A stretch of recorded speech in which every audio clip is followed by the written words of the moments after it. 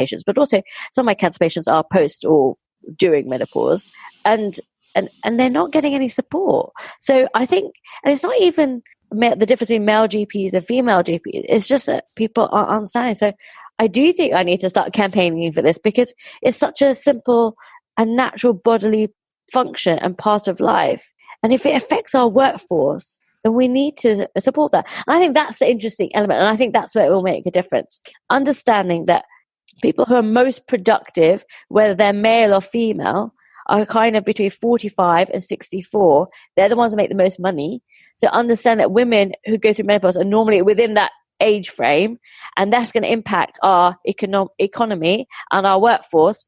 That is what I think will actually push people into looking and helping people through menopause more, because it affects our workforce.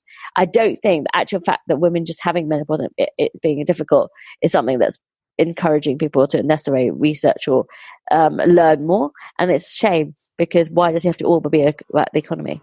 I want to just talk a little bit about your one of your other passions, which is about the lack of diversity in healthcare.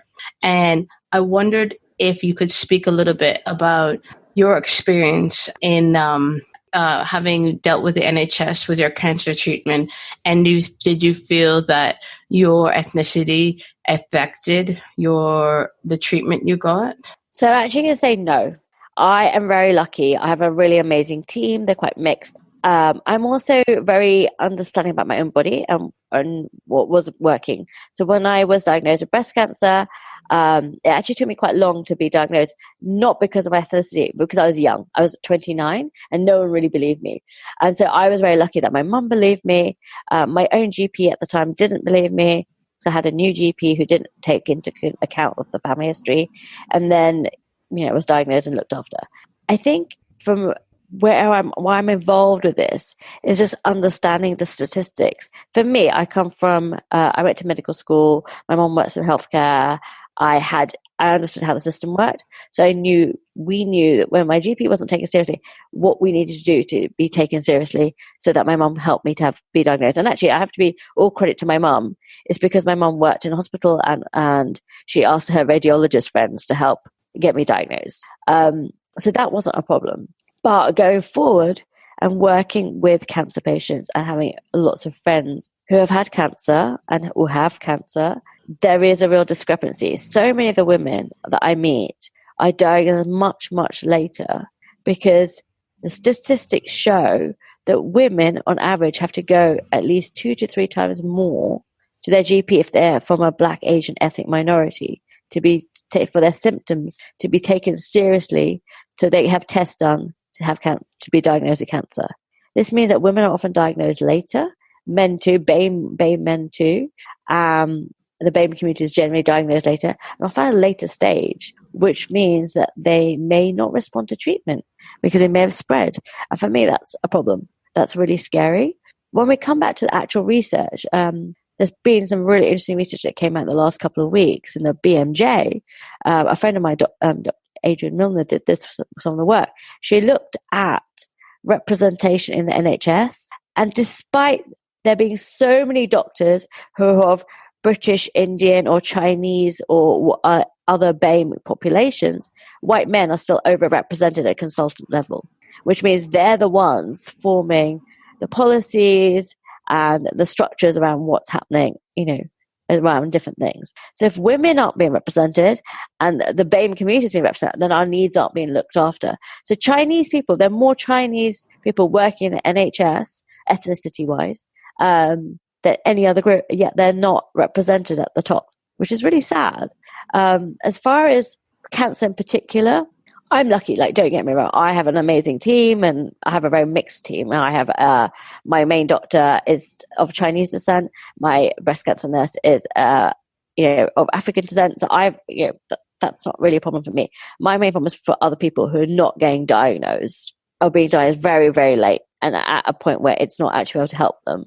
And they're not being taken seriously, and the provision of care is less. So I was reading something about transplants in the Muslim community yesterday, and over 38% of the people waiting for transplants are of the BAME community, and they're way less likely to get a transplant organ, whatever, partly because of matching, but partly they're just they're lower down the list. So it's really interesting that we still have this really inherent racism in the kind of medical part of healthcare. Now I'm going to flip it on its head and talk about the other part. So the other part of health and well-being is the people like the fitness trainers and the yoga teachers and the nutritionists and the holistic carers. And again, that's very dominated by white females, despite people having the knowledge. And if you look at social media, it massively overrepresented if you're Caucasian female of a certain age, particularly if you're blonde. And it's ridiculous because this doesn't mean you know more. In fact, a lot of the time you know a lot less, I would say.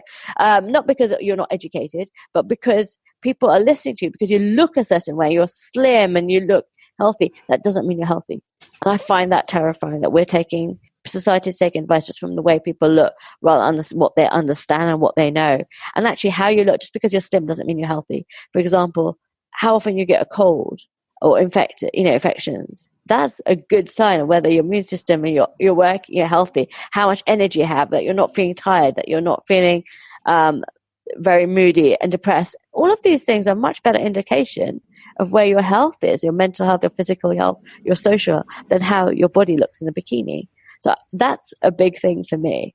So why don't we have more representation? Because I know so many amazing women and men who are of the BAME, groups working healthcare, and they're not promoted in all these kind of events like Live Well events and all these like shows. It's still very much run by white women for white women, and so are magazines. But health is for everybody.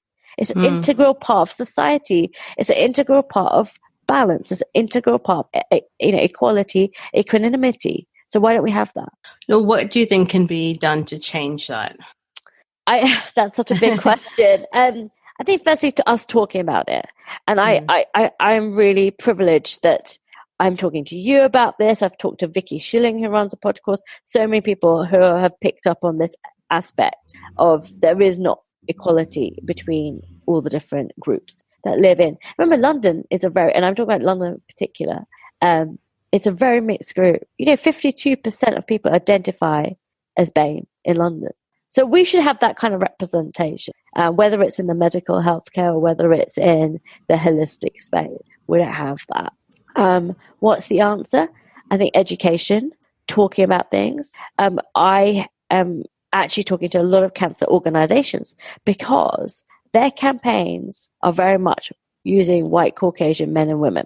But however, cancer doesn't discriminate, it affects all of us. So one of the things I'm doing is requesting that they have campaigns which are very inclusive and diverse, of different people of different races, different body shapes, different ages. Some people do it better than others. Also, the information and the literature that's produced should be inclusive too, because that's not at the moment. And certainly, and I'm thinking about kind of more the diet and the nutrition literature for both cancer and diabetes, is very much based around white Caucasian people and their diets. And remember that different ethnicities have very different diets. So if you look at diabetes, we have a much higher proportion of ethnic groups who have the BAME groups rather that have diabetes. Yet we're not necessarily, the dietitians aren't providing them with advice that's appropriate to their ethnicity and their culture and the food they eat. And I think that's really important. So I've been doing a project with South Asians since 2004 with a friend of mine, Dr. Natasha Patel, who's a consultant endocrinologist at Guy's. And we've been looking at that. We've been changing the food so it reflects the ethnicity and the culture of people and what they like to eat, and how things are very much in the Asian Indian community. Celebrations are all about food. So then how do you tailor it to help people, given that there seems to be something every single day? How do we then help people? So these are the kind of things where we need to really start asking for things, making a difference, talking to organizations. And there is some white fragility in that. I'm not going to lie. I had a meeting recently with the organization, and they kept insisting that they were doing things. But when I've asked for examples, they haven't been able to provide me with examples. And I find that really difficult. So I do keep going back saying what's happening. And I haven't. They said we're looking into our organization.